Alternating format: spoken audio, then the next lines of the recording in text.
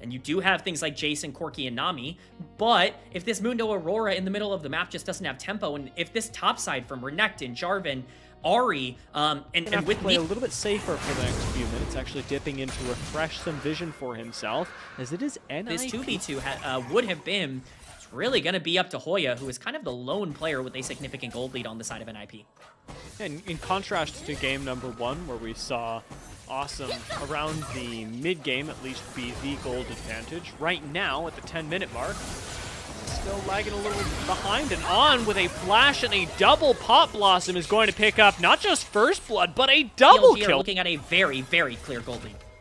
And for those of you who may not have taken stock, Assum and Zhuo did both die with flash up in that scenario, which is going to be really important around the next Dragon should they want to contest it. But that contest is happening right now as On does go low, but a Cataclysm lands onto Guwon, who instantly gets taken down. The focus from BLG, unavoidable. On will be answered back as KR fakes getting out over the wall, but will be spotted out by sweepers and chased down in the jungle.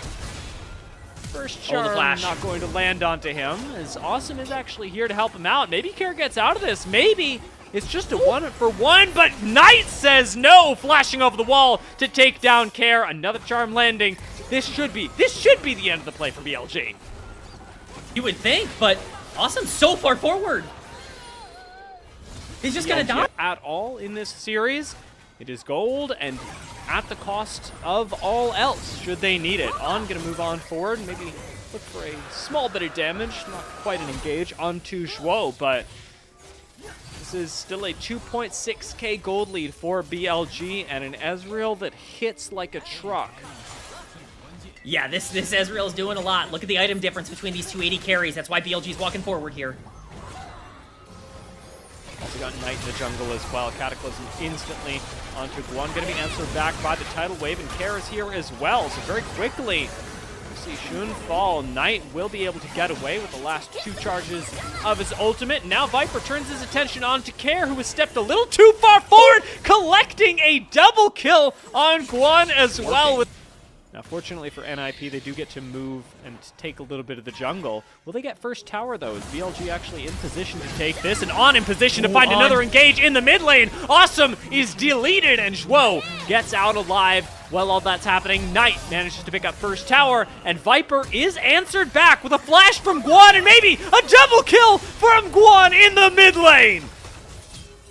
He's not even done. Shun's gonna chase him down, but does he have the damage? Yeah, he's done.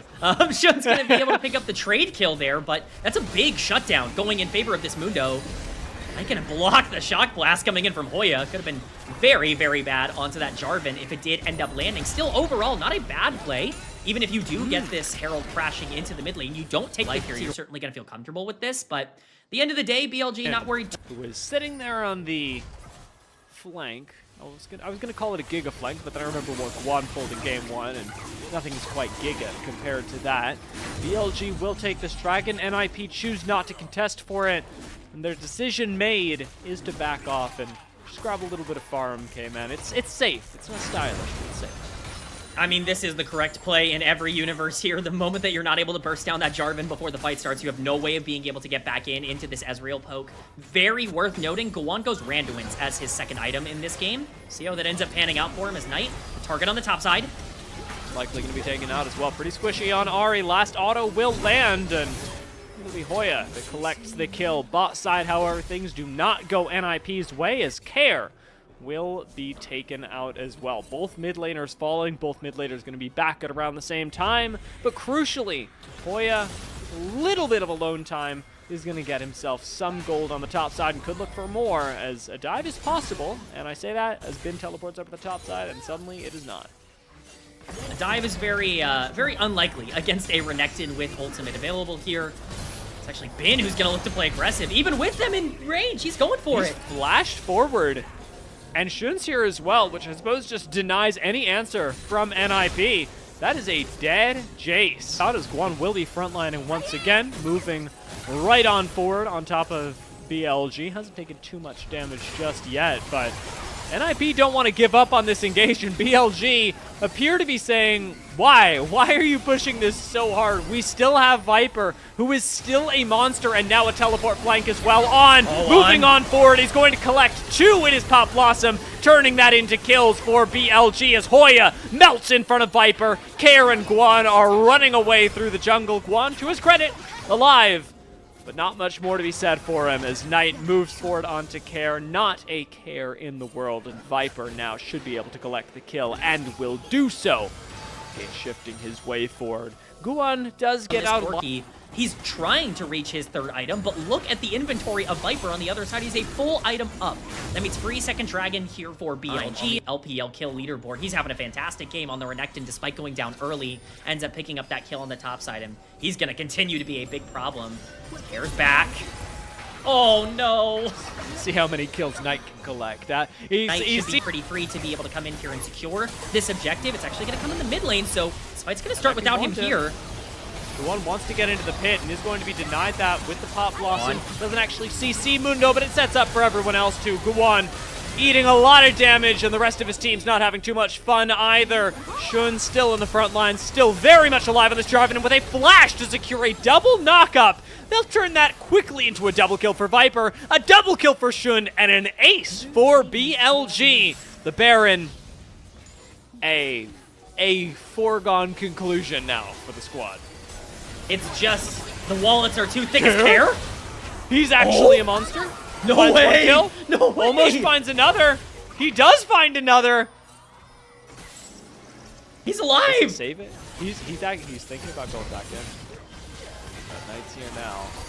Baron's still likely going to be taken down. I don't see Care returning to the scene of the crime here. Yeah, he's just going to disengage, but like, what a play from Care. That's actually a really valuable play for him to have made. You know, I was really confused about the teleport, but he saw the angle that I did not see, and at least get himself something. But the 10k gold lead would argue that, well, and maybe the dead body of Care would argue that that wasn't as influential. Yeah, as we come back to live, it doesn't seem like this intermediate step went too well for him. Being able to take 2 Barons off the table, great news, but being unable to defend the base does put NIP back in a little bit of a pickle. We'll take a look at how this happened once again. Yeah, I mean, it's Ahri. It's Knight's Ahri, just finding the Aurora. All the tools burned and used. Yes, that is a very important distinction. Knight's Ahri, of course, a very legendary pick in the game of League of Legends. He is showing why in this game number 2. BLG looking to end this. They are pincering NIP in their own base. Very scary when you are being pincered, but underneath your own inhibitor tower. Oh, awesome. Maybe 400 HP left on the man, is going to have to back away and quickly heal up. Unfortunately, that will not be quick enough to defend mid lane inhibitor tower, and unlikely to be inhibitor either, as remember, BLG still have all of this poke from Ezreal backing them up. They will end up starting to back away, and On decides that's simply not happening. That is another kill going the way of BLG as Viper sits untouched in the back line. Assum tries to back away, but Knight moves in and assassinates him. Now looks for Zhuo. Ahri is unstoppable, and Knight picks up a double, makes it a triple, and turns that into a game-winning moment for BLG. Bilibili Gaming dominate 2 games in this series. They're 1 away from punching their ticket to upper bracket round 2, and they do so in, let's just say, exciting.